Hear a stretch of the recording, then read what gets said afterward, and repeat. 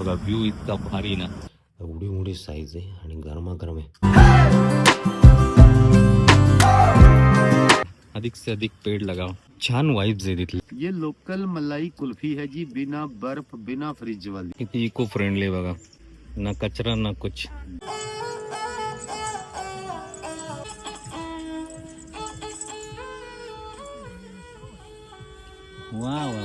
हरवलो होतो लिटरली या घनदाट जंगलामध्ये मी. हालत एवढी खराब झाली ना, मजा आया मजा आया. Good morning from Manali. Hello.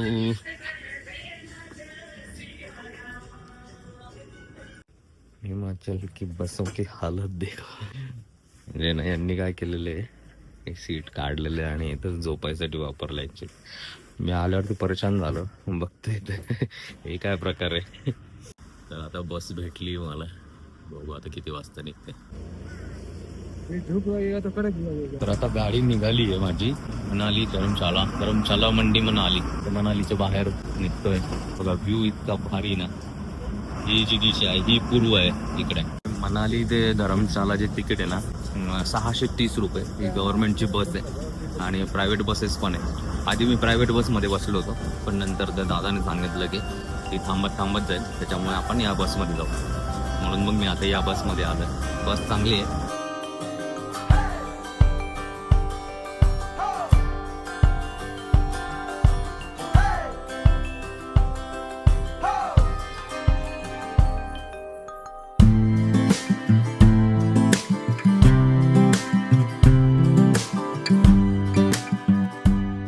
Finally मी धर्मशाळाला पोहोचलोय. हे बघा इथून काय भारी आहे यार व्ह्यू. अरे बापरे, सनसेट थोडासा चुकला माझा. आता मी आहे धर्मशालामध्ये आणि इथून मला जायचं आहे धरमकोटला. आता धरमकोटसाठी टॅक्सी घेतलेली मी. 500 रुपये लागत आहेत मला.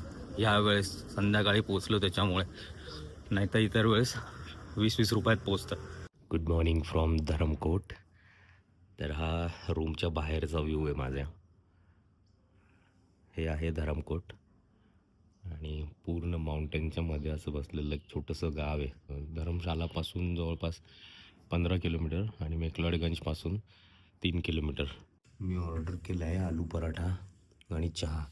साईज पाहिली का पराठ्याची केवढी, लिटरली प्लेटच्या बाहेर चाललेली. एवढी मोठी साईज आहे आणि गरमागरम आहे. मस्तपैकी गरम पाणी आंघोळ झालेली. आता मी निघतोय. एक जवळच ना वॉटरफॉल आहे आणि एक शंकराचं मंदिर आहे खालच्या बाजूला. तर मी आता तिकडे चाललो आहे. चला दाखवतो तुम्हाला पण. बघा सकाळचे वाजलेत 12 आणि असा व्ह्यू आहे इथून. सुंदर व्ह्यू इथून. आणि इकडचे मॅक्झिमम कॅफे आहेत ना या अशा स्टाईलचे आहेत.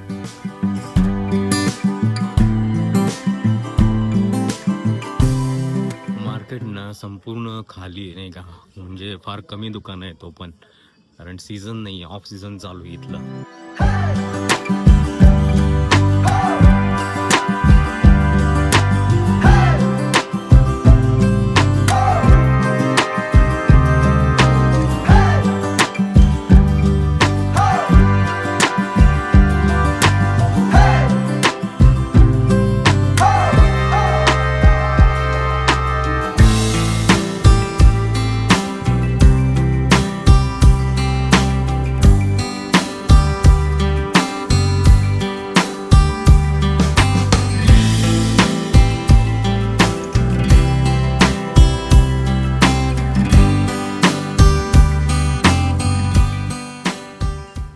संपूर्ण रस्त्यावरनं कॅफे आहेत खूप सारे आणि खूप सारे शॉप्स आहेत सुवेनियर्सचे. एकदम भारी पेंटिंग केलेले आहेत बघा. मला तेवढं खतरनाक आहे. झोपलोय मस्त. छान छान हॉटेल्स आहेत तिकडे. हे बघा एक स्लोगन आपल्या कामाचं, अधिक से अधिक पेड़ लगाओ. छान वाइब्स आहे तिथल्या. आणि ना हा ऑफ सीझन असल्यामुळे ना अजून भारी वाटतंय. पाणीपुरी, छोले कुलचे हे लय भारी वाटतं. मटकं, छोटंसं मार्केट आहे परत.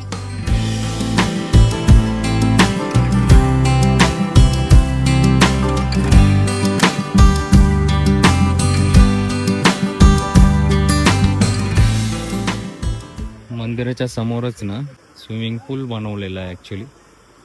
हनुमान आणि गणेशाची मूर्ती.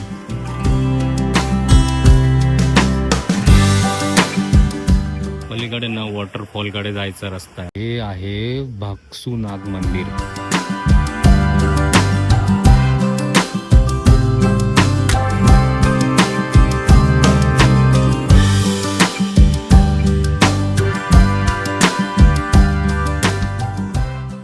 आता हा रस्ता जातोय वॉटरफॉलकडे.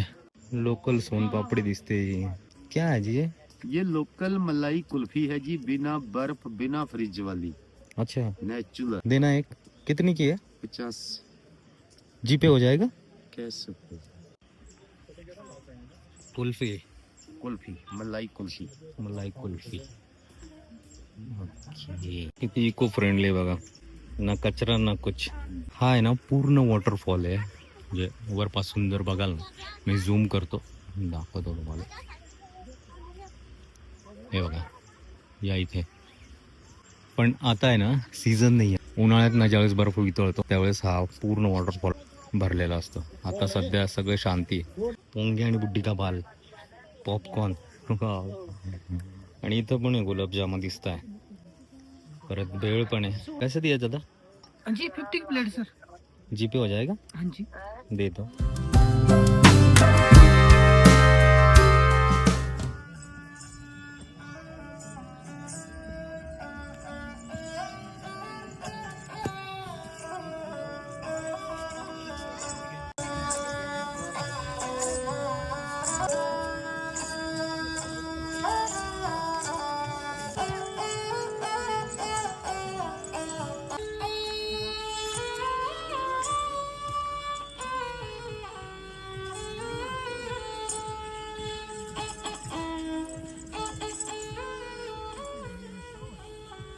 वा वा.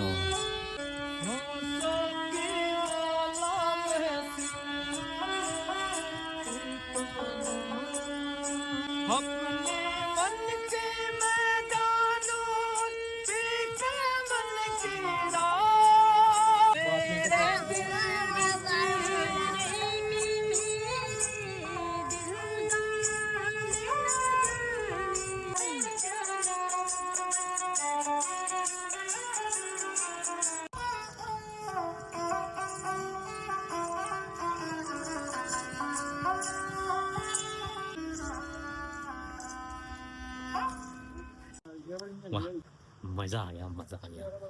गँग वॉरचा सीन होतो इथे आता. पाहिलं किती आहे खतरनाक सगळं.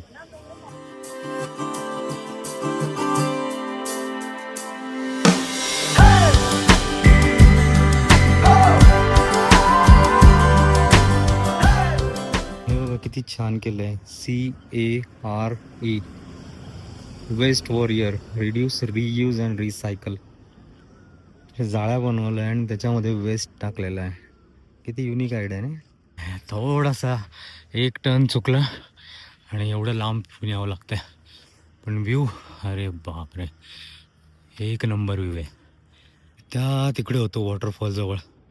असा चालत चालत चालत चालत असा पुढे निघून गेलो.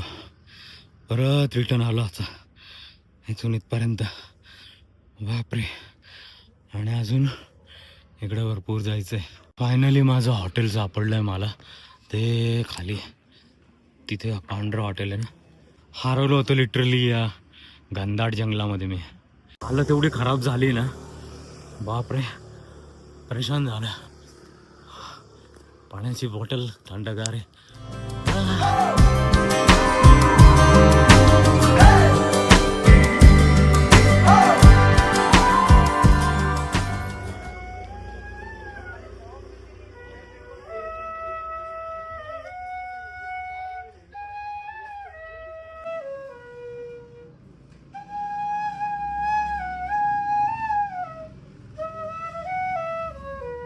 हे माझं हॉटेल आहे. इथं मी थांबलेलो आहे आणि मी सकाळी निघालो होतो 12 वाजता.